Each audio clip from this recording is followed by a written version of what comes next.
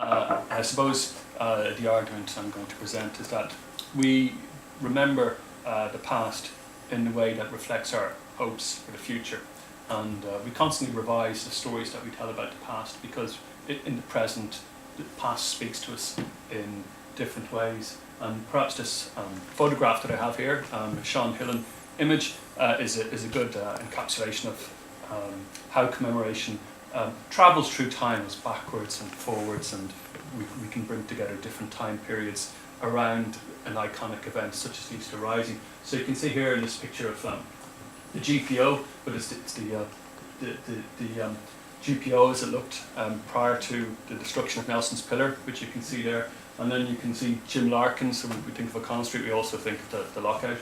And you can also see that the riot police and the contemporary crowds, which kind of conjures up Love Ulster. I don't know if anybody remembers the Love Ulster parade, which didn't go down very well, the attempted orange parade. So that's quite an apt image for what I'm going to talk about, which is how we go backwards and forwards in time, thinking around iconic events. So I want to begin by just looking at a couple of talking a little bit about the terms we use, history and commemoration. What do we mean by those terms? How are they different? And then I'm going to look at how the memory of the Easter Rising itself, how we remember it, has changed over time. And then I'm going to focus on how we remembered the Easter Rising last year, in 2016, the centenary, because I think that's kind of interesting in that it marked a departure in a lot of ways from previous anniversaries, which I hope will come through in the talk.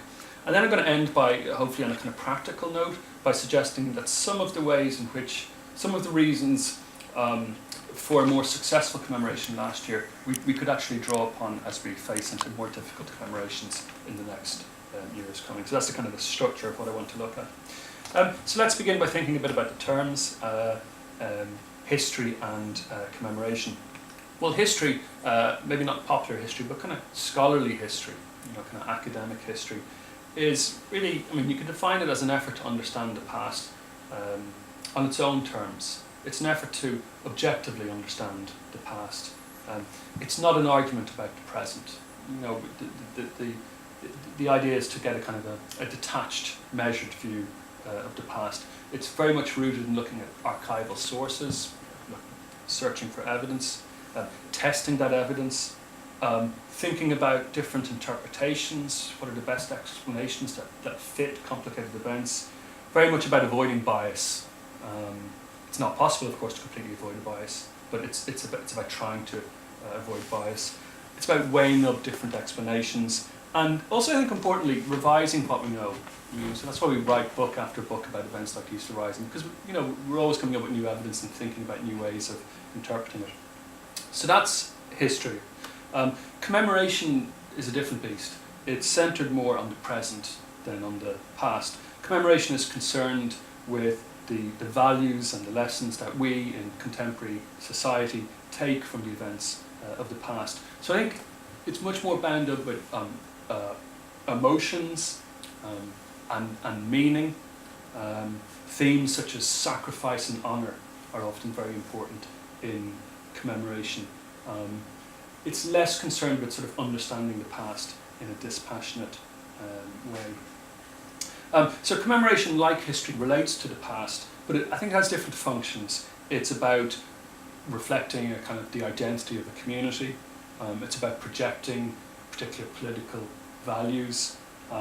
It's also about coming to terms with traumatic aspects of the past. A lot of the events that we commemorate are violent events or events of loss, such as the famine. And because commemoration has different functions, it can divide or it can reconcile. And a good example of that is the way in which, in recent years, we've remembered the First World War. So we can have a kind of divisive memory of the First World War, as we do, for example, on parades down the Garvaghey Road, when it's very much an element of a kind of an assertive orange culture. But we can also have ways of remembering the First World War in which we see kind of nationalists and unionists sort of coming together to remember a shared past. So commemoration, I suppose, like history, is pretty flexible. We have a lot of different stories that we can tell. Now, a couple of terms I want to think about next is popular history and collective memory. And here the distinction between history and commemoration gets a bit fuzzier if we think about these terms. So by popular history, I mean history as it's kind of commonly understood by a community. Some kind of pictures here, some examples of popular history. Collective memory is just a term for how communities have a kind of a memory of events, of victories, traumatic events, whatever the case may be. And obviously in Northern Ireland we have particularly strong popular histories and collective memories. So if you walk around the Shankill, close to where I live, it's really to absorb a kind of, whether you want to or not, is to absorb a lesson about King William of Orange's glorious revolution, bringing political liberties to Britain. You'll see images of the Ulster Covenant. You'll see many, many images of the sacrifice of Ulster Protestants on the Somme. And you'll see images going right up to, as you see there on the left, right up to the Troubles, which very clearly present loyalist paramilitaries as the sort of defenders of their community. Now, if you take a walk on the Falls, you'll see different images. Although none of those images have been changing quite radically in recent years, but you will see images that reflect a very different popular history. Britain's persecution of Ireland. You may see images of the famine as genocide, or not so much now on the Falls Road, but you will see them in other parts of Belfast. You'll see images of the Easter Rising, the heroism involved in the Easter Rising, and you'll see, just as in the Loyalist community, you'll see images of recent Republican paramilitaries as defenders of their community. So I think these are all good depictions of popular history, communal kind of memory. So it's interesting that both sides in the recent Troubles tend to embed their contemporary struggles within much longer historical narratives. So, for example, if you look at the mural on the right, you can see how the recent Republican struggle is connected back to 1916, the image there in the centre. And if you look at the Loyalist mural on the left, you can see how the fairly recent Loyalist paramilitary campaign is connected right back to the UVF of 1914. And obviously, the reason Republicans and Loyalists do this is because it gives your particular kind of narrative a credibility if you can root it as part of a longer historical struggle. Now, popular history and collective memory aren't necessarily false, but they distort through a selective telling of history. And I suppose by presenting quite simplistic, clear-cut narratives about a complex past that leaves out nuance and awkward bits and all the kind of the grey areas which makes up real history. And for a long time, professional historians were quite critical of popular history and collective memory. They described them as a myth, and they sort of set out to kind of debunk these popular histories. And the aim was to replace these very biased histories with an objective, or if you like, a true history of the past. And I think the thinking was that if people could be given a balanced understanding of the past, they would become more tolerant. It would lead to kind of reconciliation. They'd become better citizens, rather than underpinning kind of very exclusivist or bigoted opinions. History could promote a more tolerant and flexible sense of identity, and therefore kind of community. But there's been a shift in recent years, which I think is kind of interesting. I mean, historians have long stopped talking about truth, rather than talk about a range of different interpretations. I think historians understand increasingly that they also construct narratives or stories about the past, although obviously they do it in a much more kind of rigorous way, looking at the evidence, using the rules of historical inquiry. But historians also present different interpretations or stories about the past. And another shift is that rather than just sort of criticising these kind of popular histories, historians increasingly study them and take them seriously and ask questions like, well, why do local communities get very important meanings out of historical narratives, out of King William? Why, for example, has there been a shift in Loyalist communities from having a lot of images of King Billy to having a lot of images of the Somme? And that raises all sorts of interest. So in other words, historians are kind of increasingly taking seriously communal history, collective identities as a kind of subject worth studying in its own right. Right, at this point I want to turn now to 1916, having sort of looked a little bit about these terms, because when I'm going to talk about Commemoration 1916, to a certain extent we're talking about popular histories, and particularly kind of through state commemoration, quite simplistic kind of narratives of that event. So a starting point might be, well, what do we remember when we commemorate 1916? And I would suggest at least two different things. Firstly, the historical event that took place in 1916.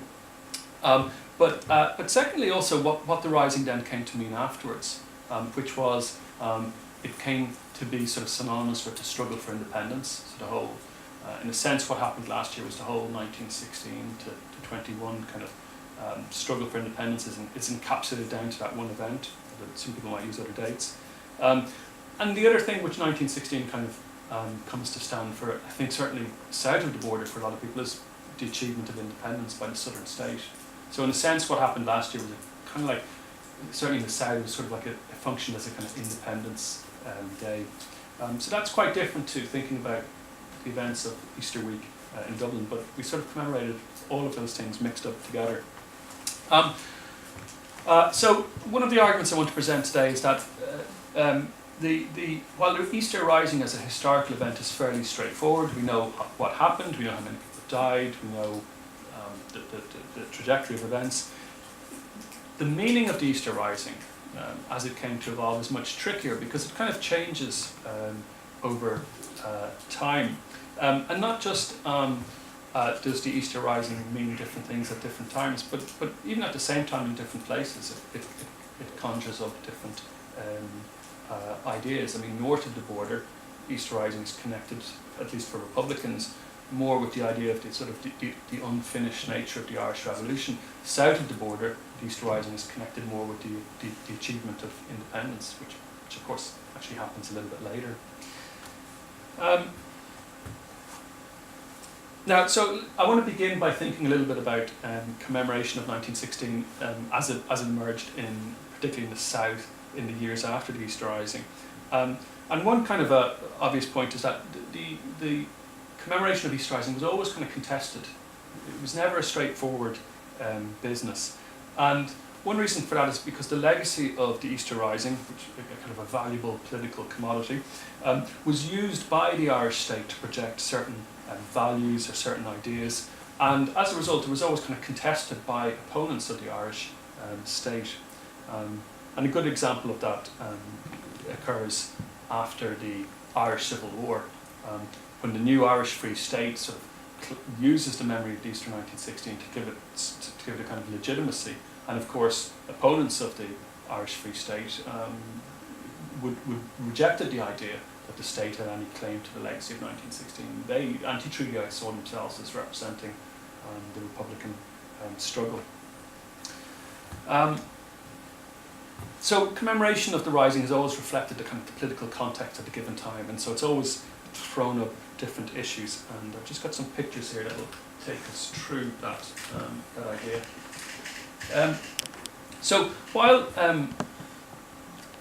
pro-treatyites and anti-treatyites rowed with each other over, if you like, who owned the Easter Rising, both factions kind of agreed by and large in creating a kind of an increasingly conservative vision of the Easter Rising in the 1920s and the 1930s. So if you think about the Easter Rising as an event, it was a very radical, it was a revolutionary event. It was brought about by militant Republicans, many of whom had kind of quite secular views, and they had, of course, the IRB had been condemned by the Catholic Church. Another important group in the Easter Rising is James Connolly's Socialist Irish Citizen Army, another group that would have been much criticised by the Church. And yet what you find increasingly as the 1920s and the 1930s go on is that the Easter Rising is remembered in a much less radical fashion. It's remembered more in a kind of a Catholic nationalist context, and you can see that from these images here. So this image actually on the left would have been in circulation just months after the Easter Rising. And you can see how it presents a quite conservative view of gendered roles.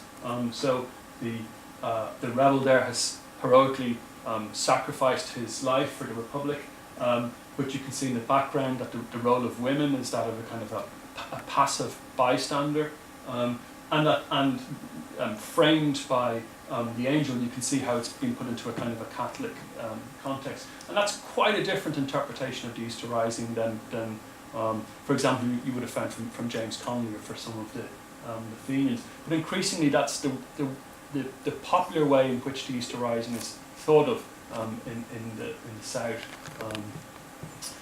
This image we have on the right is actually drawn by an Irish volunteer, an IRA activist, in Ballykindler concentration camp. It's Freudian slip there, but Ballykindler camp. And you can see how he's also putting what some people would see the struggle for the Republic into a very kind of Catholic nationalist context there, for faith and fatherland and religious imagery. So these images, in a way, encapsulate what did happen, as in the weeks and months after the Easter Rising, the event is put in a very kind of Catholic context. So Patrick Pearse's writings, in which he sort of compares himself to Christ, are circulated. A lot of attention is given to the fact that the Rising's few Protestants converted to Catholicism. The executed leaders were first commemorated by the public at month's mind masses, which occurred after the Rising. And the Catholic Church itself shifted its position from initially leading figures condemning the rebellion to sort of throwing its weight behind the Republican movement by 1918, and therefore collaborating in this presentation of what could have been seen as a radical Republican event in a more kind of conservative context. And so this, in a sense, changes the story of the Easter Rising in certain respects. And one of the themes I want to kind of bring out today is how that story kind of almost goes full circle by the time we get to 2016, when we see a very different depiction of women. But in the 1920s and 1930s, in fact right up to the 1950s, the role of women in the Easter Rising tends to be kind of, to a certain extent, kind of airbrushed out of the picture. And these images here give a kind of symbolically, I suppose, reflect what happened there. You can see the image on the left.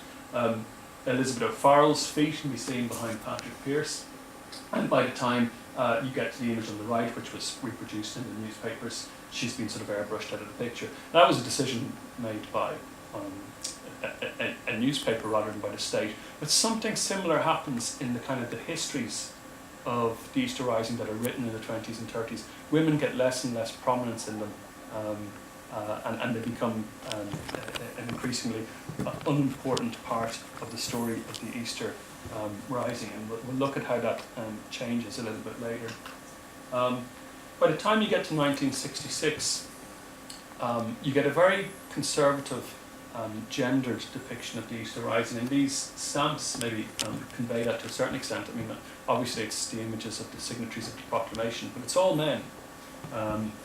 And if you look at some of the big spectacles that were organised for the 50th anniversary, again, they're very kind of, the women are not visible. So, for example, there was a big spectacle at Croke Park, and only men performed in that, suggesting again that the role of women had been kind of overlooked.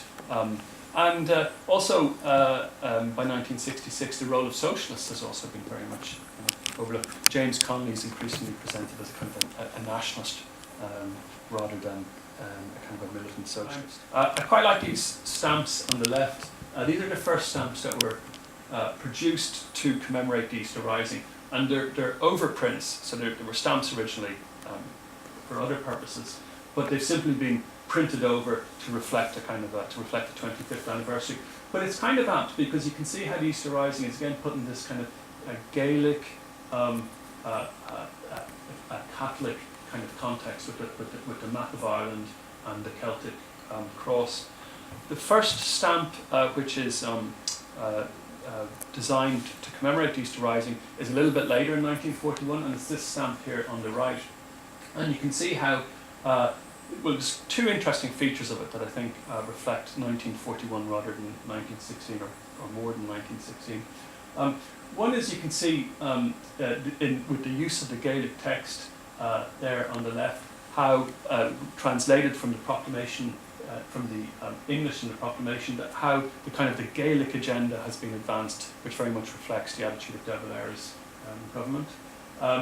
And the other kind of striking image is, the sort of the image of military preparedness, and it's worth bearing in mind the date, 1941. The emergency is taking place, and De Valera's government is very keen to sort of project itself as ready to defend the Irish Republic or the Irish era from all comers, whether it be Germany or Britain. So again, commemoration reflecting a kind of a political kind of a particular moment in time. As we move towards the 50th anniversary, that's a particularly kind of interesting period, because again there's a lot of contestation of what 1916 means. So President De Valera, who you can see there on the left, made a speech concerning the need to achieve a united Ireland. So it's beating the old anti-kind of partition drum, and many people who witnessed 1966 saw it as a kind of a triumphalist, very nationalist kind of event, and some people even went as far as suggesting that it fed into what happened across the border in 1969, even though the evidence of that was fairly thin. But if you look at what Sean Lemass, who's the Taoiseach rather than the President, is saying in 1966, Sean Lemass is presenting a very different Easter Rising. He's talking about the need to commemorate independence by bringing about a constructive patriotism, by becoming well educated, by setting up businesses, by becoming a modern, successful country. So even within the one government, you can see different kind of depictions of the Easter Rising at work. And then across the border in the north, there's some really interesting tensions taking place. Ian Paisley, for example, very effectively uses the 50th anniversaries to undermine Terence O'Neill. And Paisley suggests that O'Neill should ban any Republican commemorations of the Easter Rising. So in a sense, he's using 1916 to undermine O'Neill's attempt to bring about a more kind of liberal, more reconciliatory kind of unionism. And of course, that's precisely why Lemass is also trying to present the Easter Rising in a kind of a more moderate, less militaristic fashion. And of course, if we take the story forward, we'll see how things continue to change.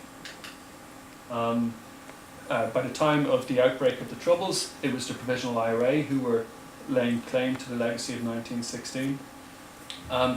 And I quite like this image here, because I think you can see how, in a sense, the Provisional Republican movement is trying to, not only contesting the legacy of 1916, but in a sense they're laying claim to the southern states' ownership of that tradition, because that image that you can see there of the soldier is obviously the same image that you see in the stamp, but the image has been reappropriated, and I think it works quite well in the context of which it's been removed, which is of course West Belfast beside the Sinn Féin offices.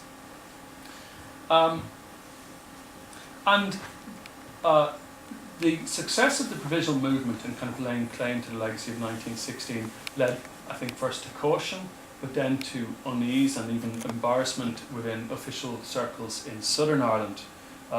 It also spurred a re-evaluation of the legacy of the Easter Rising, and as a result of the Troubles, you get a much more critical debate amongst historians that had begun already, but also amongst the public and amongst commentators, in which questions such as whether the rebels had a mandate for their violent actions, whether their actions had made things better or worse, all these questions, which are historical questions, get a new edge because of the Troubles, and they become essentially political questions and very divisive.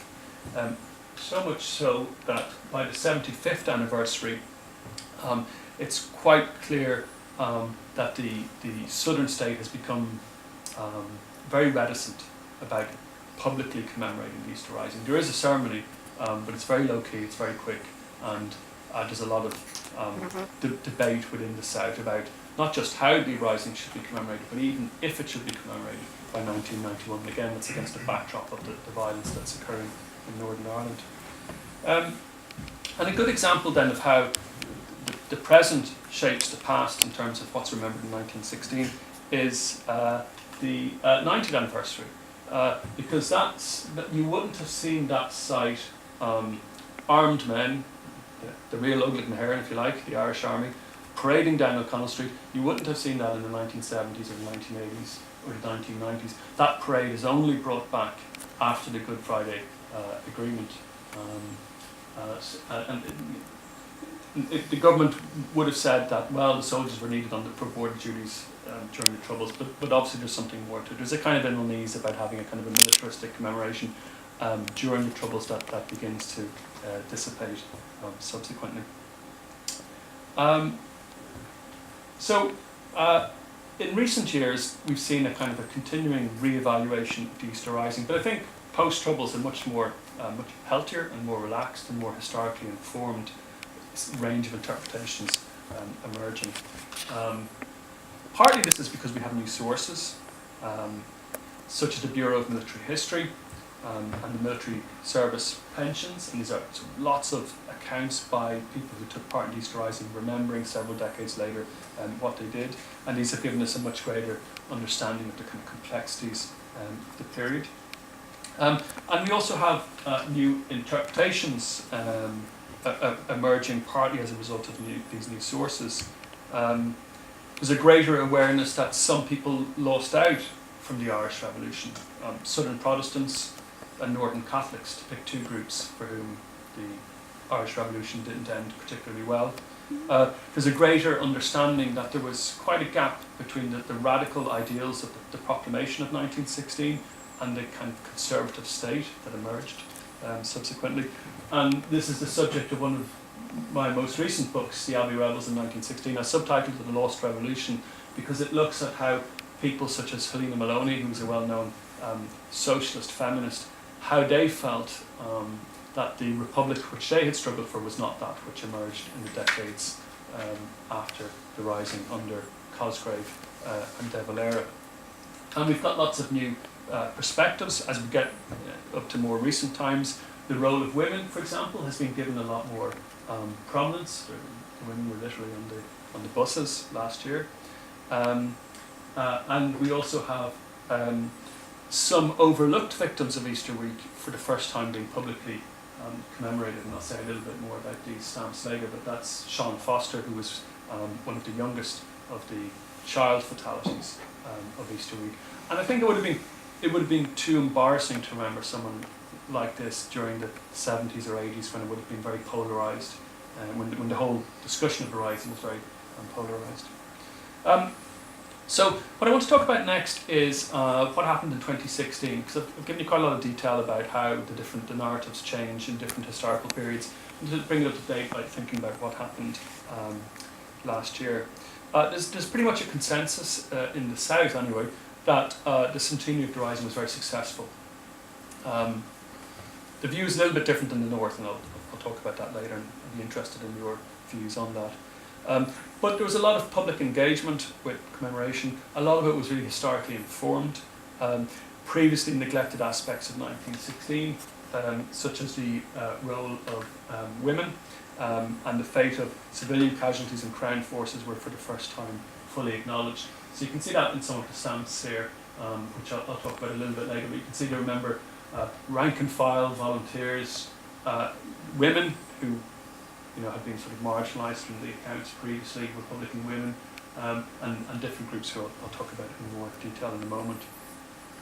And perhaps the most notable kind of shift in 2016 was the way in which the Irish state reflected a more pluralist rather than Republican narrative, and you can see that here in the government's statement. So not only are they remembering the Republican tradition which led to the founding of the state, but they're quite consciously remembering other political traditions that were previously not commemorated by the state. Unionists, but also the Redmondite political tradition, the constitutional nationalists who were kind of written out of history subsequently. And you can see what's going on. There's a political context to this. The requirements of the peace process and improving Anglo-Irish relations make it quite useful to have a kind of a more complex, a more varied memory of the past. One way in which the government, in a sense, reshapes the narratives about this period is by shifting from commemoration of the Easter Rising to commemorating the decade of centenaries. So in other words, they commemorate not just the Republican struggle for independence, but they commemorate Irish participation in the First World War, participation by workers in the lockout, the unionist tradition, the Home Rule crisis, and also the constitutionalist tradition. So that the whole idea of a decade of centenaries is invented, and it's a clever way of broadening the story out and including different kind of strands. And this statement from the Academic Advisory Group, this is a committee, there's quite a lot of historians on it, shows how the position of the state and the academics is quite similar. They're both suggesting that we can have a more kind of tolerant kind of range of stories that we tell about the past. Now, having said that, there's still some kind of tensions in how 1916 was remembered last year, and I just want to talk about those for a few minutes. I don't want to suggest that it was everything there was a complete consensus about how the past should be remembered. Commemorations are always framed by competing impulses and tensions, and one thing that the Irish state had to do was a tricky balancing act of promoting this kind of plural agenda of different political viewpoints, while also simultaneously asserting its ownership over the Republican tradition. And I think this is neatly symbolised by the role of the Defence Forces in delivering the tricolour and the Easter Proclamation to Irish schools. And there was an interesting kind of debate around that. Some people felt that that was inappropriately politicising commemoration or militarising it. Other people felt that what the state was really doing was asserting the fact that the Irish Army is the real Ugly na hÉireann, if you like. So it promoted a range of different responses. Like a lot of things, when it actually happened, the response was different to what people had predicted before, and a lot of people felt it was a very successful kind of initiative, and schools were quite enthusiastic about it. One of the areas where there's a kind of tension last year is how does the legacy of the First World War intrude into the Easter Rising? I think it's fair to say there's a consensus that the war dead, whether of Irish or British nationality, whether they're killed on the Western Front or the streets of Dublin, should be commemorated. But there was no real agreement, or there wasn't complete agreement about how they should be commemorated. And this was one of the more interesting sites where there was a kind of contested memory of Easter 1916, if you like. And the reason for this is that the memorial established at Glasnevin listed, without making any distinction, the names of rebels, Crown forces and civilians, all together. Republicans, some Republicans and relatives groups, 1916 relatives groups, objected to what they saw as a kind of vacuous shared history. You can see that argument there being made by Robert Balla, who was one of the more prominent voices in that debate on the Republican side. You can see it also from the comments of James Connolly Hearn, the grandson of James Connolly, who said, "If we remember everybody in general, we're paying tribute to nobody in particular." And activists like Robert Balla, who had accused the state for the 75th anniversary of ignoring the Easter Rising, now accuse the state of really trying to denude it of any ideological meaning. And certainly those concerns got an airing. I don't know if anybody remembers the Ireland Inspires video that came out in 2015, and it was a video announcing the beginning of the 1916 commemorations, which depicted the 1916 as kind of almost as a sort of a feel-good heritage. There was images of the Queen and Hugh Paisley and Bob Geldof and K.G. Taylor, and there was no images of the destruction of Dublin or the proclamation. And the Irish Times headline about that particular couple was "Don't mention the war." You know, so there was this kind of concern that in its efforts to promote reconciliation, the state would perhaps not reflect on the radicalism at the heart of the Easter Rising. But I think it's fair to say that those fears proved unfounded. There was a really a very full kind of historical and political consideration of the meaning of 1916 last year. But there was also a kind of a soft peddling of the militancy of 1916. It was really only in the north of Ireland where the Rising was unambiguously described as a violent attack on the United Kingdom. And who said that? Well, it wasn't Sinn Féin, it was actually Arlene Foster, the First Minister, who characterised the Easter Rising as that. So I'll return to that in a moment. Now, I have to declare a kind of a personal stake in some of these issues because I worked as an advisor, a historical advisor to An Post in helping to suggest some of the images that should go under commemorative stamps for 1916. And what struck me was which images provoked a bit of concern and which images didn't. And initially, I thought that maybe having a child fatality would prove quite, potentially could prove controversial, because it could be seen as a kind of a critique of what the rebels had done. You know, the largest number of fatalities in Easter week was civilians, because the Rising took place in a built-up area. But actually, by the time that stamp appeared, the best-selling book of 2016 had become Joe Duffy's book, The Children of the Rising, and there was no real sense that the subject was politicised anymore.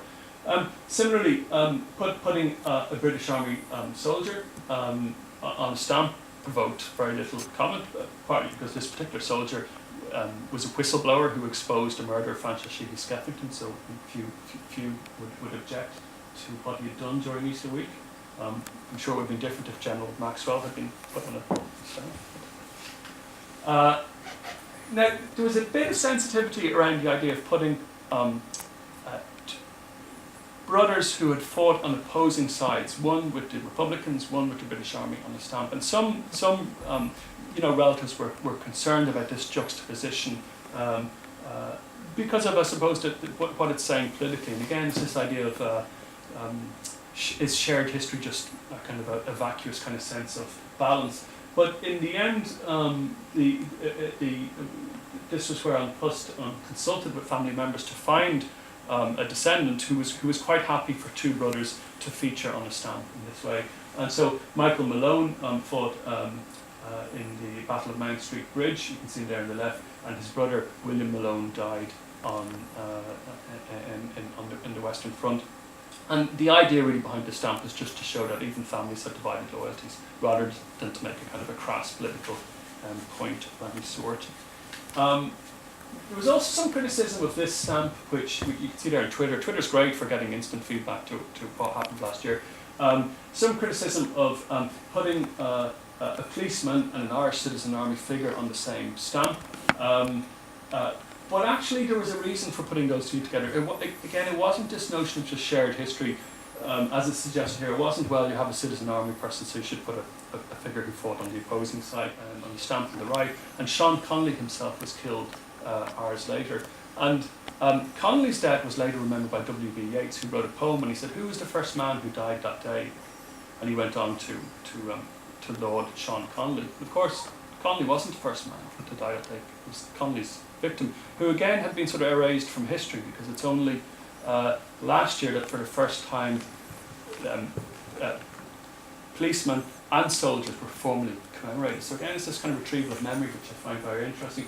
And while some people didn't like the juxtaposition of the two together, interestingly, in a kind of an unplanned part of the ceremony, the families of Connolly and O'Brien actually came together in the ceremony. So the ceremony had been organised by a small group of policemen to remember, Irish policemen to remember the policemen who fought in the served in the DMP, and the family of Connolly had sort of spontaneously joined in the ceremony, which is, I think, a really good example of what worked well about 2016, that you could suddenly have all these different stories retrieved from the past and different perspectives without it necessarily being politically contentious.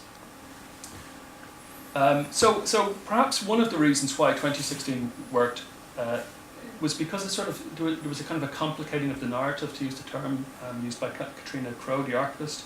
And there was a kind of restoring to collective memory. That term again began with very narrow collective memories on the Falls Road and the Shankill. There was a restoring to collective memory of a much wider variety of Irish identities. So we could remember Catholic nationalist policemen like O'Brien, as well as the heroes, if you like, of the Easter Rising from the Republican point of view. And again, I don't want to give the sense that this was a completely uncontested affair. There were a number of kind of debates. I'll talk about this image in a moment. Some Republicans felt that the idea of an inclusive memory implied a kind of a moral equivalency, that the state wasn't taking stands.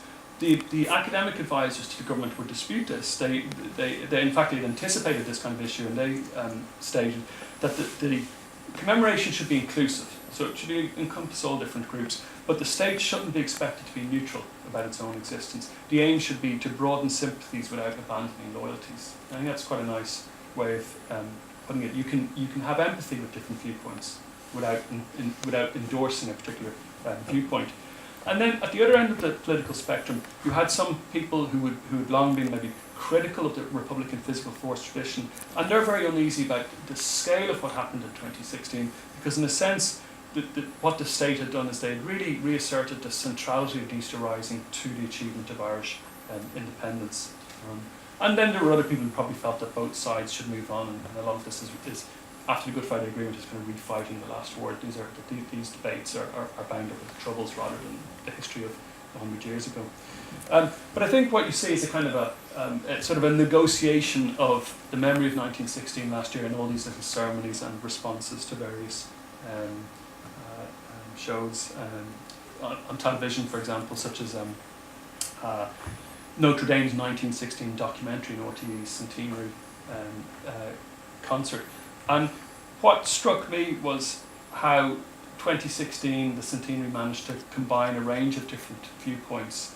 But also, it didn't see the replacing of a kind of a nationalist or Republican viewpoint with a kind of a pluralist one, but rather them all kind of jostling for attention. And my sense from spending a lot of time looking at Twitter, was that the narratives which had a clear kind of nationalist perspective were actually more popular by and large in terms of the public reaction they evoked.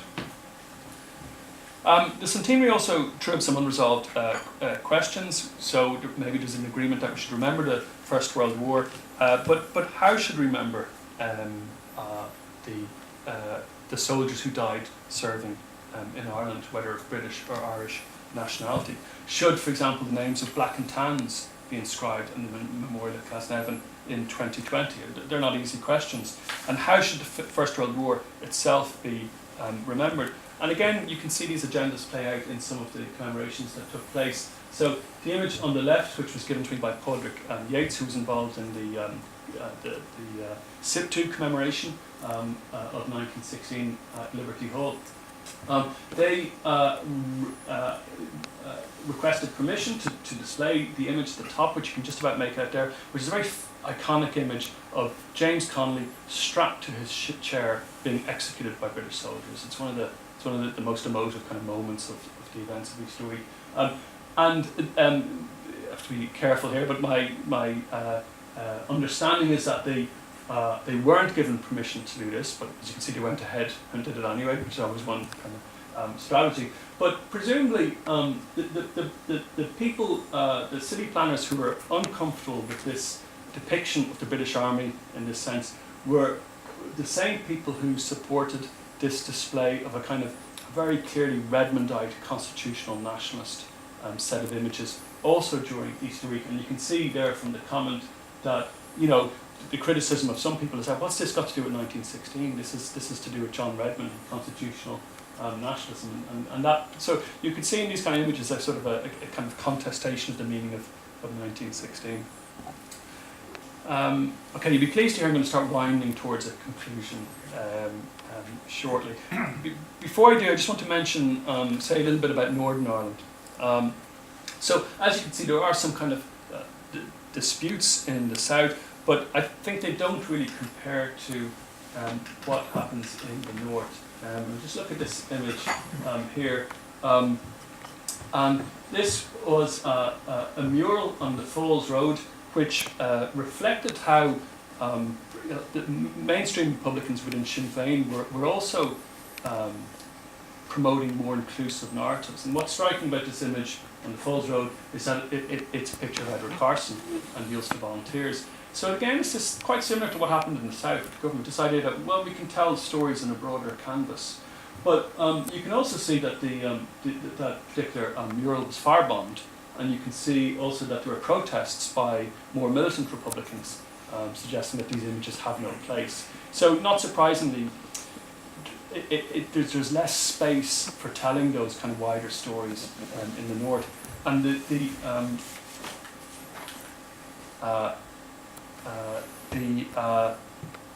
problems were even more obvious on the Unionist side in many respects. So none of the Unionist parties, so far as I know, participated in the commemoration of the Easter Rising.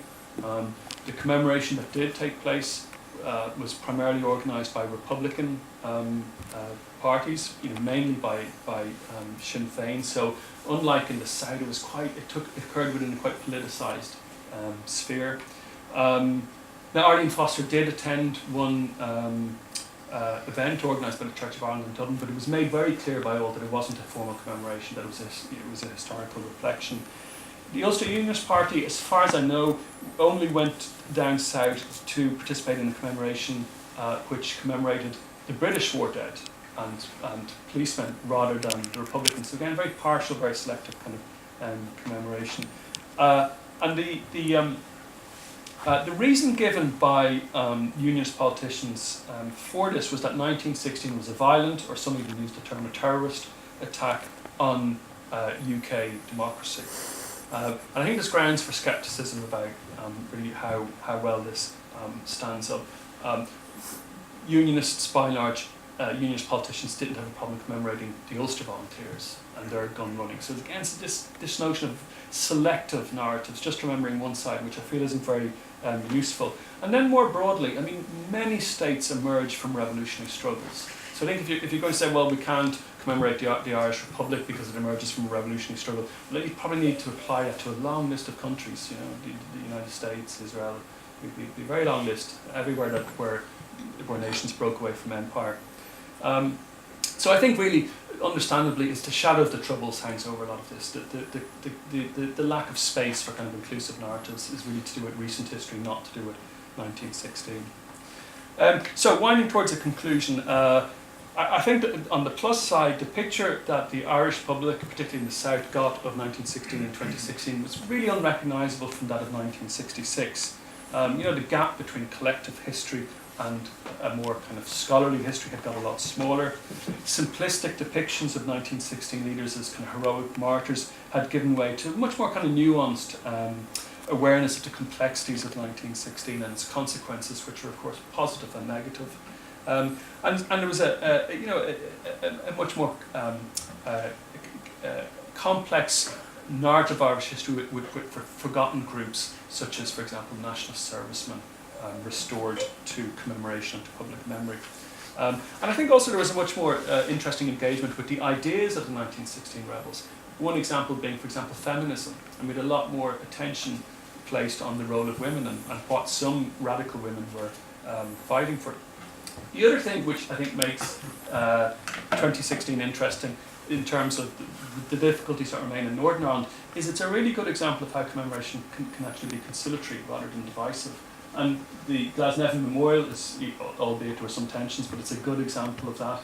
And I think an even more obvious example was the Queen Elizabeth II's visit, which preceded the Easter Rising, but was part of the decade of centenaries. And that, of course, made a huge impression in the South. And it was the fact that she could go to, you can see there in the Garden of Commemoration, where Republicans who fought the British state are commemorated. That was a very powerful kind of message about how commemoration could bring together different groupings. So what I'm going to argue here is that there's a good news story here, that a commemoration done in the right way can actually be not destructive or divisive, but can actually be a force for progress. And we obviously have some tricky commemorations coming up. The Irish Civil War, particularly in the South. Partition, coming very close, 2020. The formation of the Northern Ireland state. The sectarian violence that took place, particularly in Belfast, 1920 to 1922. There's individual atrocities that presumably are going to get a lot of attention. The killings, the McMahon killings, for example, when 6 Catholics, 5 of them members of one family, were executed by a masked party of raiders who were believed to be Ulster specials and RIC men. If you like, on the other side of the community, Alt-Neve, both these events took place at a very similar period in 1922, when IRA volunteers attack a small Presbyterian farming community in South Armagh and kill 6 and bomb and burn many more. So these events are going to be really difficult, I think, without getting into the 50th anniversary of the Troubles, which is also going to be overlapping. So I just want to make some very brief suggestions as to maybe are some aspects of what made 2016 work quite well, how they could be used or developed for these difficult anniversaries that are coming. Well, one obvious point is that the reason why 2016 could be more successful is that the political context had changed, and that given the success of the peace process and so on, there was much less at stake in how 1916 was remembered. So in a sense, I think we have to lower our ambitions about what's going to happen in Northern Ireland, because that kind of process hasn't had quite the same impact here in politics. History remains much more politicised. I think that's just a fact, and that's not going to be looking any different in 3 years' time. But I think one thing that did work was the way the Irish state deliberately framed the 1916 as being inclusive, conciliatory about different traditions. You can have your own political outlook, but the state would support the telling of everyone's stories. I think that's something that's a very useful approach.